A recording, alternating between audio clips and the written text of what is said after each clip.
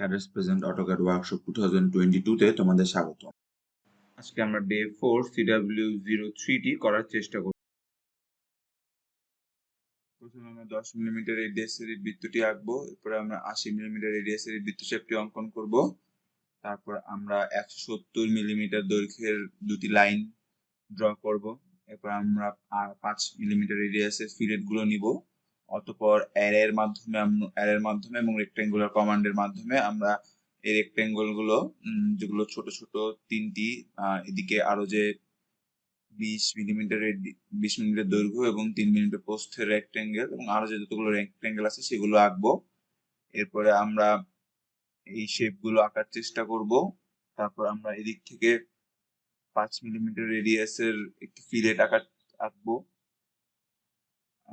তারপর আমরা এখানে এই বৃত্তচাপটি দেওয়ার চেষ্টা করব, যেটির ব্যাসার্ধ হবে 100 মিমি। আমরা সর্বপ্রথম ইউনিটকে মিলিমিটারে সেট করে নেব, এজন্য আমরা কমান্ড বক্সে ইউনিট কমান্ডটি নিব। আমরা সর্বপ্রথমে ইউনিটকে মিলিমিটারে সেট করে নিব। প্রেসিশন 0.00 করব এবং আমরা ইঞ্চ থেকে মিলিমিটারে সেট করে নিব। এরপর আমরা 80 মিমি ব্যাসার্ধের বৃত্তটি ড্র করব।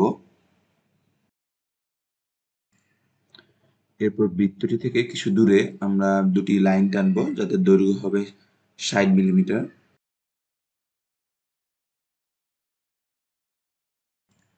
এরপর আমরা তার লম্ব দিকে আরো দুটি লাইন টানবো।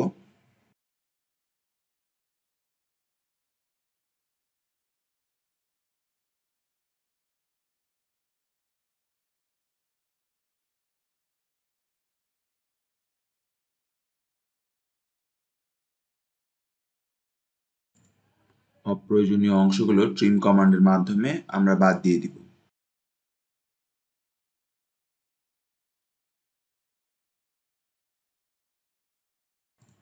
যে অংশগুলো ট্রিম করা যাচ্ছে না সেগুলো আমরা ডিলিট করে দিব।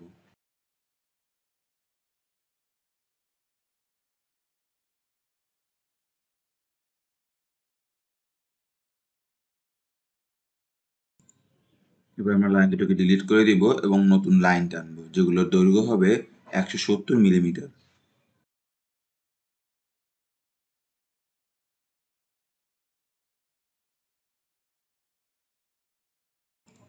এরপর আমরা লাইনের শেষ প্রান্তে 5 মিমি রেডিয়াসের যে বৃত্তচাপটি আছে সেটি আঁকার চেষ্টা করব। এরপর আমরা অবজেক্টটিকে মিরর করে অপর প্রান্তে নিয়ে যাব। এরপর আমরা ট্যান রেডিয়াস অপশনটি সিলেক্ট করব এবং একটি 100 মিমি ব্যাসার্ধের বৃত্তচাপ অঙ্কন করব।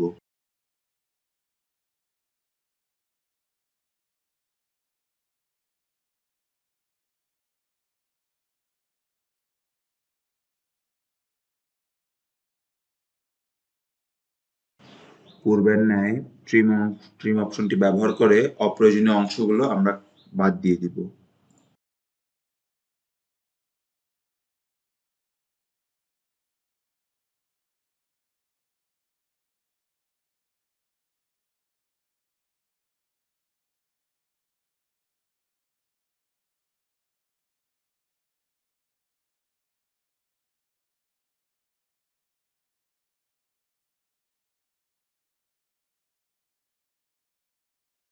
এরপর আমরা 5 মিমি ব্যাসার্ধের দুটি ফিলেট ড্রয়িং এ অ্যাপ্লাই করব।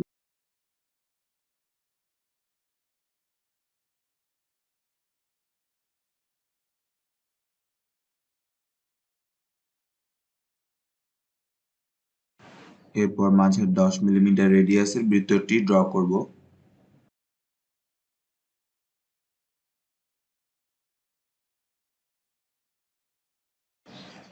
এরপর আমরা একে একে ড্রয়িং এর ভিতরে যে রেক্টেঙ্গল গুলো আছে সেগুলো ড্র করে নিব।